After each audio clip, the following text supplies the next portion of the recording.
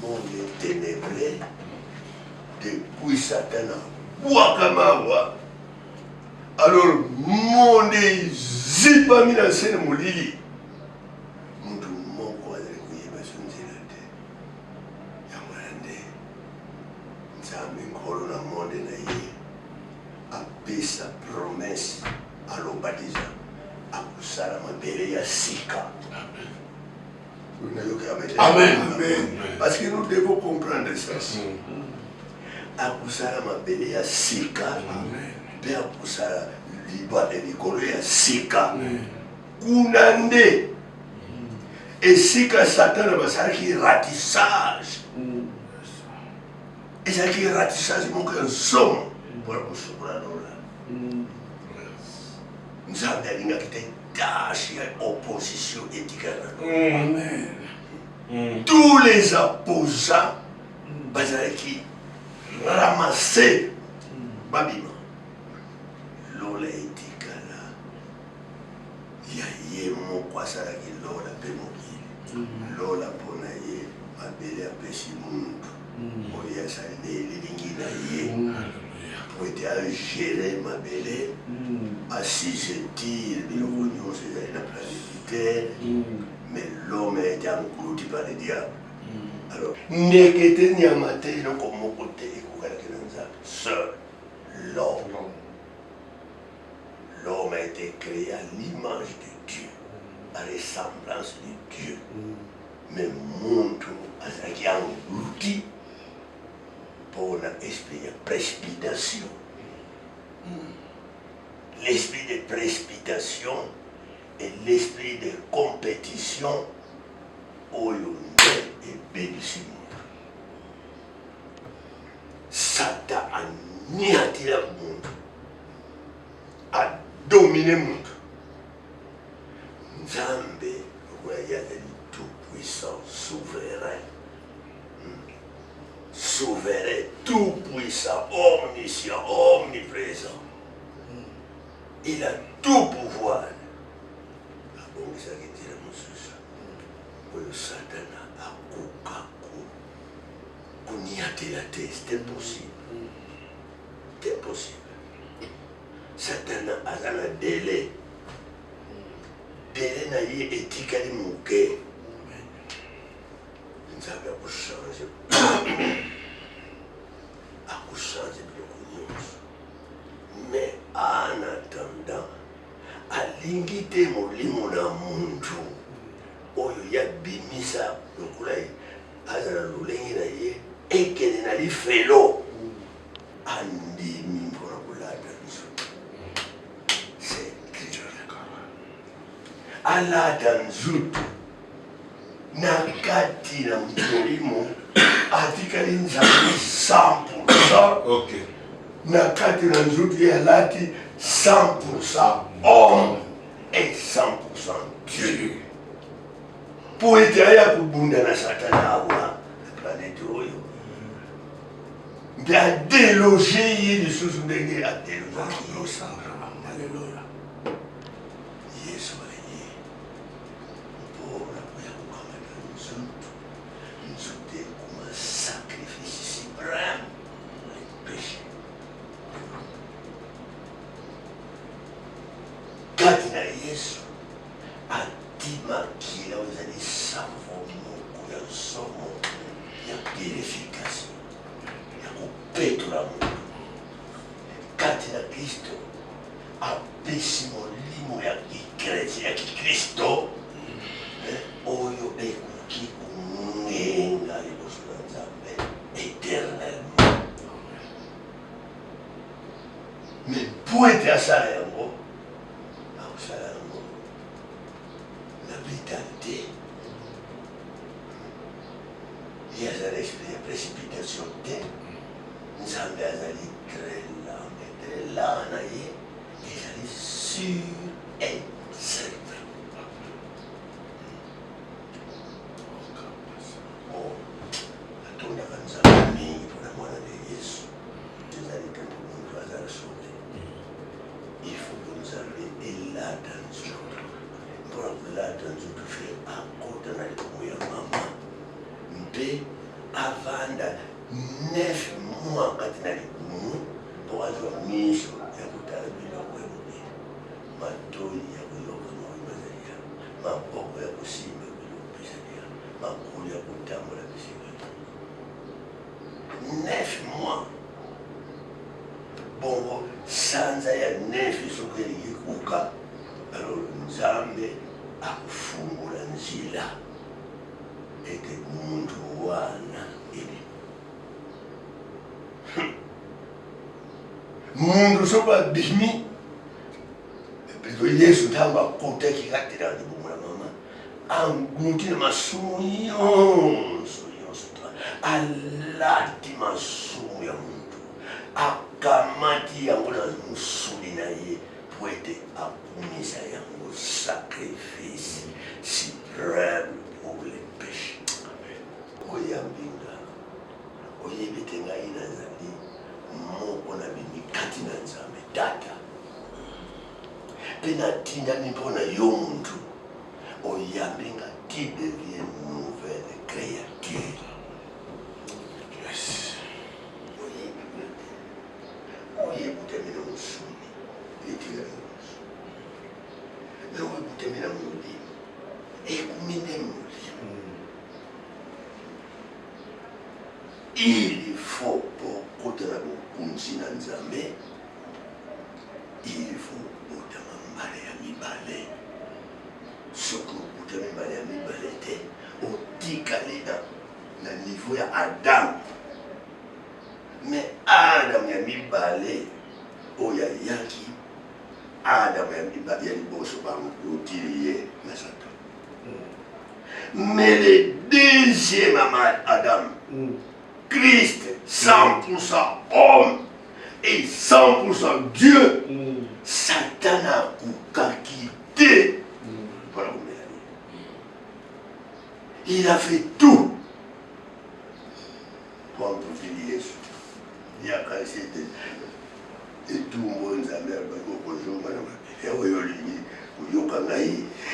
na sali na lulengi na ngai yo ni kutosa ngai te oluli lubembo manjete mbuma manjete wale kusala na yo 2 jours 3e jour sur les vallées na domo on va poster tous les jours il faut que le coin na zéro pour la chika mon passa ro wedia abena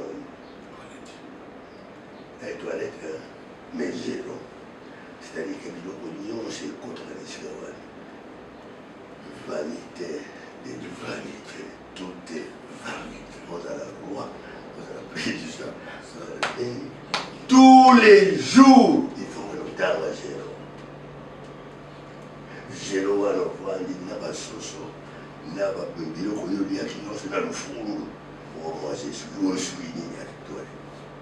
Et continue à zéro.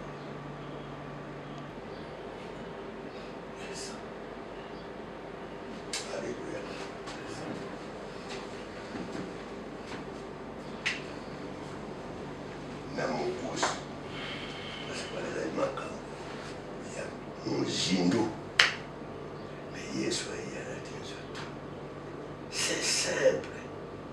La parole de Dieu est vraiment simplicité. Maman alikampa kayundima Yesu tosa maluka ya kubimisa. Alors, obandi kukola na bomoi ya kati oza kuzira déménagement olungana nzuto ya nkanda ya nzala ya dusa olata nzuto na nkemba corps incorruptible.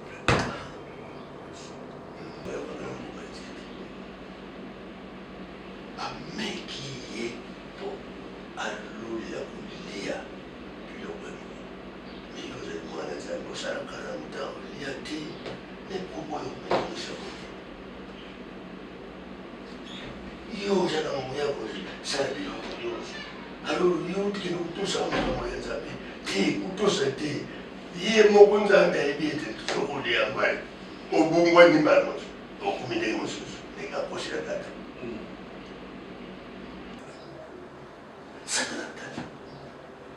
mais azana musuni kwa Adam, azana musuni kwa Abraham, azana musuni kwa Moïse, asala musu ndingi nini malwa makasi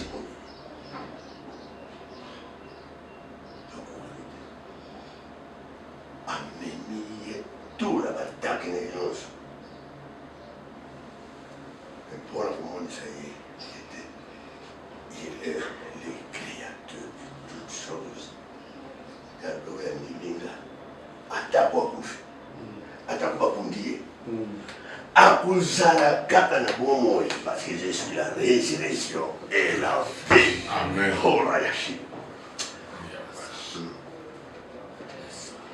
Je suis la résurrection et la vie. Mpona kulungula kubanga kufa na muntu. Parce que yeye banga kaka kufa. Mais Yesu apona kulungula kufa na baba ndimi ye moko akufi.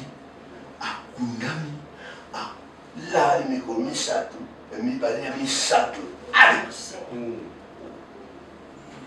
yo mabele ozala moya kokanga nzambe te. Tout pouvoir m'a été donné. Pouvoir ya lola peyase. Alors sikoyo na oya kundima ngai na kutinde lokola ndenge tata atinda kuya oraya yes kutinda mai pana Yesu. Je vous envoie comme mon Père m'a envoyé. Ha. Satana amoni muntu yako matisi na nzete abeti banani tu bakundi ye amona ye asekwi abandi kuleya nzambe ne presete non awa na muntu asali université mais ayebi Yesu te azwi eloko te. Mais Paul oyo akotaki université ya Gamaliel nayebi ndenge nyonso me nazali ya mosiko namoni yango namoni Yesu namoni ezali kaka nyeli. C'est pourquoi mayele ya mokili oyo ekokumisa muntu na lola te. La sagesse de Dieu est cachée en Christ. Toute sagesse de Dieu. Toute sagesse de Dieu est cachée en Christ. Ce qu'on connaît en Christ, on va le coller. On va le coller. Qui nous, comment, des niveaux pour la comment qui était à combien de niveaux là. Troisième ciel. Oh, moi j'ai fait l'université. Oh, moi je suis doctorat. Oh, j'ai fait doctorat. Oh, moi j'ai bishop. Oh, moi j'ai révérend. Oh, il y a bien de l'autre côté. Kumi sate. Kola katika Christ. Oh, il y a vraiment kumba minanza. Toute sagesse de Dieu est cachée en Christ. Qui n'ont reçu sa caresse dans l'avion au couffé, au sec. Tous les jours, vous allez vous commettre la Christ. Vous allez vous commettre la Christ. Il y a un orgueil. L'orgueil est pas dans Zambé. Dieu résiste aux orgueilleux. La simplicité. Ananga solona bangate Nzambi yo ozali tatananga solona kubangate tatananga nalo nami kiti sila Kristo Yesu. Qui suis-je, moi? Batu bafukama. Nainani batu bafukama na kai. Na kukite kuzwa esika yango. Soki na telemi awa na nkombo na yo. nabangi kusambisa ma oya yo parce que tous les avocats me soutiennent yo nde avocat na biso liboso na tata tika motima na ngai elikitisa kati na se na lutumu na yo elongola bandeko na ngai awa lelo bana mibeti biso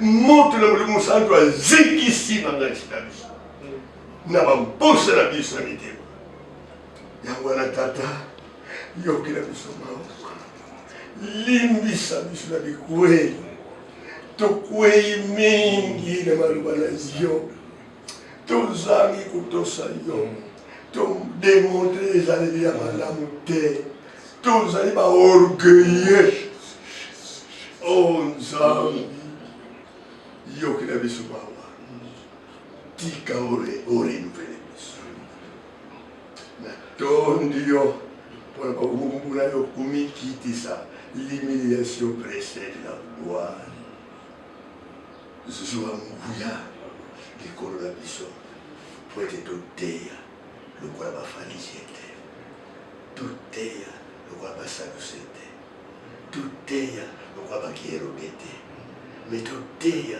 lokola badisciple accompli ya yo yesu mesia totondi okolo tondimi oyoki mabondele na biso mpe tondimi ete tokolala na bandoto ya sika barevelation ya sika bainspiration ya sika ntango tokotanga makomi na yo na biblia tokozala vraiment révélé na magumbami totondi na nkombo na yesu amen. Mes frères, soyez bénis, soyez bénis au nom de Jésus. Soyez bénis. Je vous aime beaucoup, ma Seigneur. C'est mon fils que Dieu m'a donné. Il y a le beaucoup mbanji. Il y a le beaucoup de l'homme.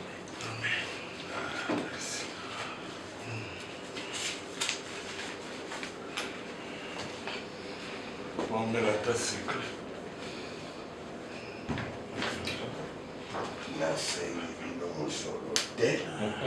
Ça c'est un acte de reconnaissance.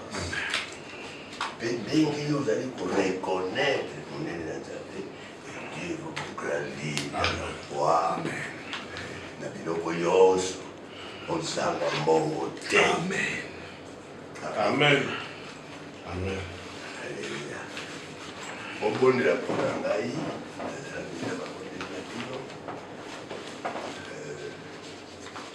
Sikoyo, 92 ans, na quelques mois. Alors, nzutu, azali ndenge yango azali lelo kwa ndenge nazwaki jimi na ntango wana nazali makasi nazali makasi na nzutu na ndenge wana lisusu te miso naya komona clairage molele ete mekasi na kati miso yanga ezali claire très claire ete miso ya libanda ebetisanga libanga te tika nzambe abambola bino obusana ngai te na mabondeli na bino personnel nzambe asunga ngai na bamikolo nini etikali bon aza kobanga te soki ntango na ngai ekoki je ferai un petit déménagement nalata nzuto ya nkembo